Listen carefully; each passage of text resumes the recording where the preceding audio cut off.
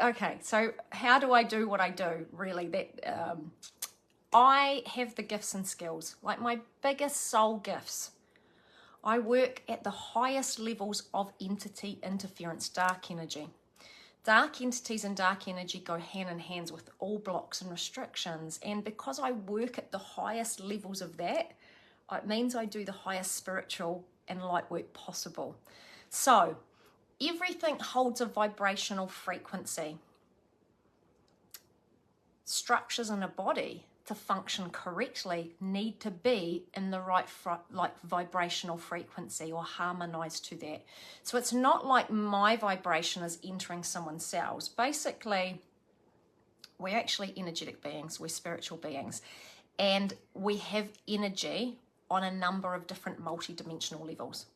I'm able to access this higher dimensional level of someone's energy. I bring it into my body and I facilitate the process and the healing process through. It's almost like I'm using my body as a tool to facilitate this. I work with many different vibrational frequencies. I work in many different ways. It can be sometimes a little bit hard to explain the levels that I work at and the healing work that I do. But basically, by being able to read energy, hear energy, it's like I get spoken to as well, like a medium. So I hear set things about people's lives. I can see where their energy is blocked and restricted. But when I say energy, it's not really just energy. It's like an organ or a gland.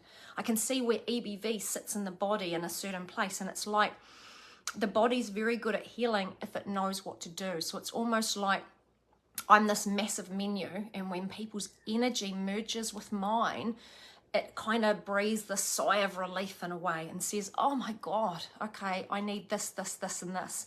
And this is why healing needs to be multidimensional, because it's our spiritual frameworks and our spiritual connection that offers this reordering to the physical body. So it's like I reconnect people in all of these places. I read the energetics. I release all the blocks and the restrictions in their body. Yes, sometimes I'm using higher vibrational frequencies, a lot that aren't even on earth, and it almost cuts through the restrictions. It brings it back into harmony and into balance in the frequency that it needs to be in to actually heal. And then we have the most amazing ability to self-heal when we're like in that right balance.